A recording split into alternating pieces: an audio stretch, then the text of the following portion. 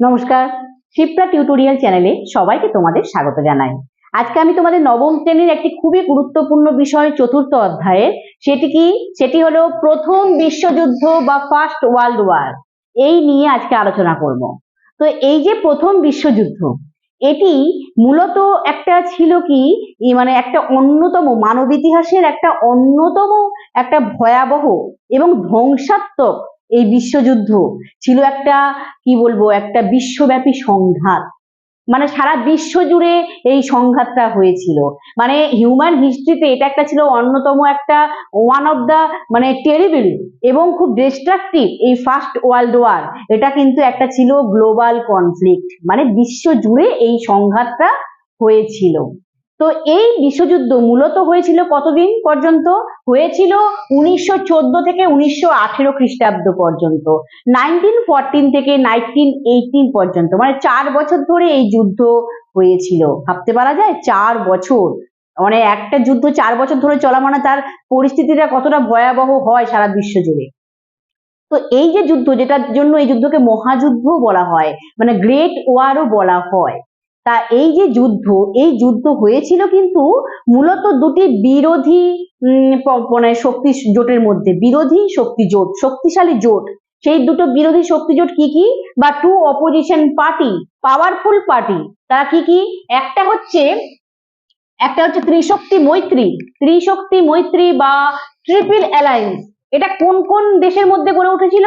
এটা হয়েছিল Germany, Austria ও Italy, এই তিনটি দেশের মধ্যে ট্রিপল অ্যালায়েন্স বা ত্রিশক্তি মৈত্রী গড়ে উঠেছিল। এটা একটা জোট। আরেকটা হচ্ছে ত্রিশক্তি আঁতাত বা ট্রিপল এনট্যান্টে। এটা কাদের মধ্যে হয়েছিল? ব্রিটেন, ফ্রান্স ও রাশিয়ার মধ্যে। এরাও কিন্তু শক্তিশালী দেশ ছিল। তার মানে মূলত ইউরোপের শক্তিশালী দেশগুলো একে অপরের সঙ্গে বিরোধী পক্ষ কেউ বা এক পক্ষ নিয়ে জোট গড়ে তুলেছিল, এবং সেই দুটি জোটের মধ্যে কিন্তু এই বিশ্বযুদ্ধ হয়েছিল। আর এই যে প্রথম বিশ্বযুদ্ধ, এটা কিন্তু কোনো একটা ঘটনার জন্য হয়নি। কোনো যুদ্ধই কোনো একটা ঘটনার জন্য হয় না, অনেকগুলো ঘটনা এর জন্য দায়ী থাকে। তো ইতিহাসবিদেরা বা হিস্টোরিয়ানরা এরা কিন্তু এই প্রথম বিশ্বযুদ্ধের কারণগুলোকে দুটো ভাগে ভাগ করেছেন, বা এই রিজন গুলো, মানে একটা ফার্স্ট ওয়ার্ল্ড ওয়ারটা কিন্তু কোনো একটা রিজনে হয়নি, অনেকগুলো রিজনের পেছনে কাজ করেছিল। তো সেই হিস্টোরিয়ানরা দুটো ভাগে ভাগ করেছেন। এক হচ্ছে প্রত্যক্ষ কারণ, মানে ডাইরেক্ট কজ, আরেকটা হচ্ছে পরোক্ষ কারণ বা ইনডাইরেক্ট কজ। তা প্রত্যক্ষ কারণ বলতে মানে কোন ঘটনাটাকে প্রত্যক্ষ কারণ বলেছে, এবার সেটা আলোচনা করব। প্রত্যক্ষ কারণ বলতে সেরাজেভো হত্যাকাণ্ডকে বলেছে। আসলে ইতিহাসে প্রথম বিশ্বযুদ্ধের প্রত্যক্ষ কারণ বা ডাইরেক্ট কজ হিসাবে সেরাজেভো হত্যাকাণ্ডকে ধরা হয়, বা সেরাজেভো অ্যাসাসিনেশনকে ধরা হয়। কিন্তু কেন, এই ঘটনাটা এবার কি, এবার সেটা আলোচনা করব। আসলে এই অস্ট্রিয়া হাঙ্গেরি, যেটা ত্রিশক্তি মৈত্রীর একটা দেশ, ত্রিশক্তি মৈত্রী বা ট্রিপল অ্যালায়েন্সের একটা কান্ট্রি, যেটা হচ্ছে অস্ট্রিয়া হাঙ্গেরি, তার যুবরাজ বা প্রিন্স আর্চ ডিউক ফার্দিনান্দ ছিলেন সেই সময়।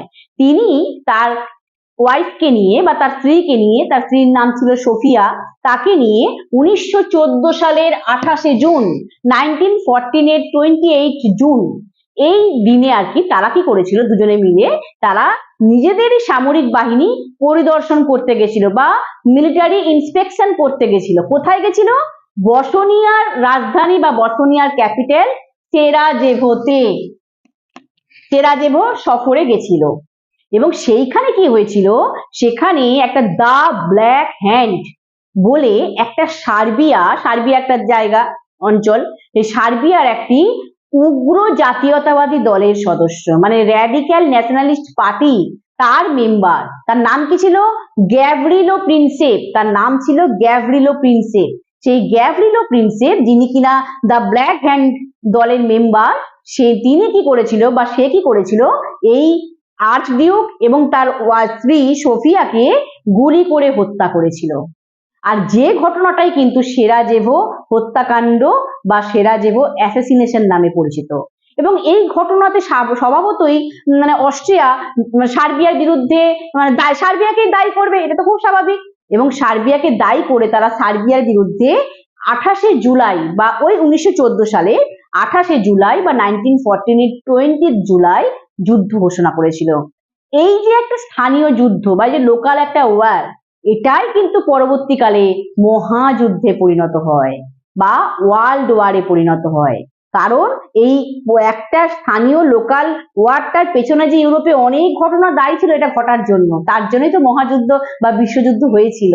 শুধুমাত্র এই যে হত্যাকাণ্ডটা হলো, এটা তো শুধু একটা কোনো মানে মানে সাময়িক একটা মানে একটা কি বলবো হঠাৎ করে ঘটে যাওয়া ঘটনা নয়।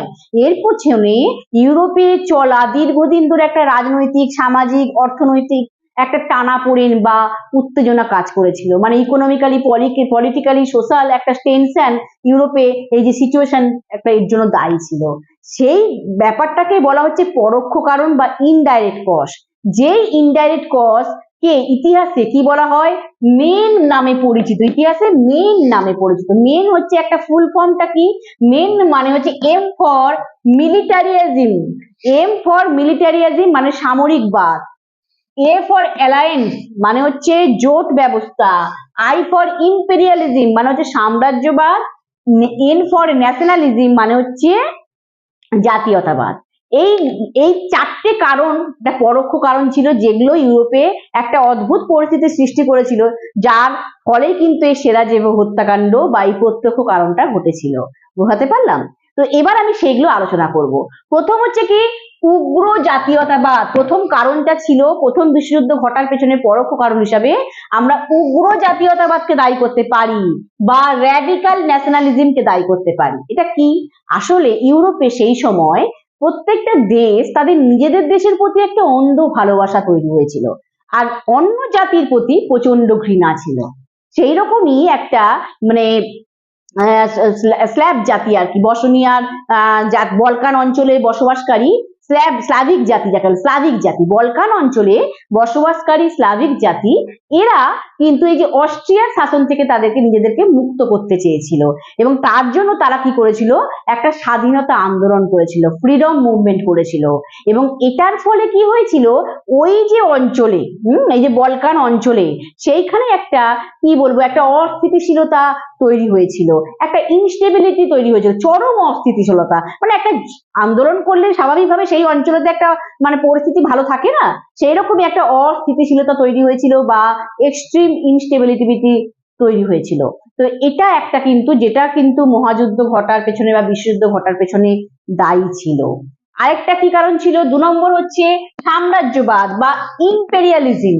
সেটা কি, আসলে শিল্প বিপ্লব যখন ইউরোপে হয়, তারপর ইউরোপের সমস্ত শক্তিশালী দেশ তারা একে মানে ব্রিটেন, ফ্রান্স, রাশিয়া, এরা কি করেছিল, এশিয়া আফ্রিকাতে উপনিবেশ গড়ে তুলেছিল বা কলোনি গড়ে তুলেছিল। এটা আমি আগেও তোমাদের আলোচনা করেছি শিল্প বিপ্লব ঘটার জন্য, শিল্প বিপ্লব আলোচনা করার সময়। তো এই যে তারা কলোনি গড়ে তুলেছিল বা উপনিবেশ গড়ে তোলার একটা প্রতিযোগিতায় নেমেছিল, আর এই যে একে অপর দেশ যে উপনিবেশ দখলের যে একটা কারণে এই শক্তিশালী দেশগুলো কি হয়েছিল, একে অপরের বিরুদ্ধে একটা তীব্র প্রতিযোগিতায় নেমেছিল, একটা নিজেদের মধ্যে একটা মিউচুয়াল কনফ্লিক্ট তাদের মধ্যে তৈরি হয়েছিল, যেটাও কিন্তু মহাযুদ্ধ বা বিশ্বযুদ্ধ ঘটার পেছনে কারণ ছিল।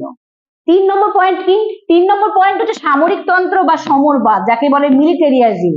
এটা কি, আসলে এই যে উপনিবেশ গড়ে তোলার যে নেশা ইউরোপের শক্তিশালী দেশগুলোর মধ্যে হয়েছিল, তার কারণে তারা নিজেদের শক্তি বা নিজেদের পাওয়ার শো অফ করার জন্য বা প্রদর্শন করার জন্য নিজেদের সেনাবাহিনীকে আরো শক্তিশালী করতে চাইলো, তাদের ফোর্স, মিলিটারি ফোর্সকে আরো স্ট্রং করতে চাইলো, এবং তার সঙ্গে সঙ্গে তারা কি করলো, নিজেদের অস্ত্র ভান্ডার, অস্ত্রাগার, যাকে যেখানে অস্ত্র শস্ত্র থাকে, আর্ম থাকে, সেই অস্ত্রাগার সেটাকে সমৃদ্ধ করতে চাইলো, আরো উন্নত করতে চাইলো, মানে খুব ভাবে ওয়েল স্টক করতে চাইলো আর্সেনালকে, অস্ত্রাগার বা আর্সেনাল, সেই জায়গাটাকে আরো বেশি ওয়েল স্টক, অনেক অস্ত্র শস্ত্র যাতে ভরা থাকে, সেইটার চেষ্টা তারা প্রত্যেকটা শক্তিশালী দেশ করতে চাইলো।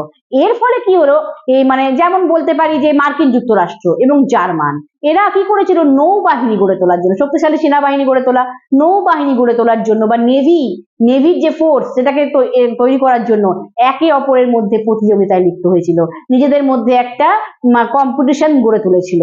সেটাও কিন্তু বিশ্বযুদ্ধ ঘটার পেছনে একটা কারণ ছিল। তাই এটা হচ্ছে সামরিকবাদ বা সমরবাদ বা সামরিকতন্ত্র, এটাও একটা পরোক্ষ কারণ।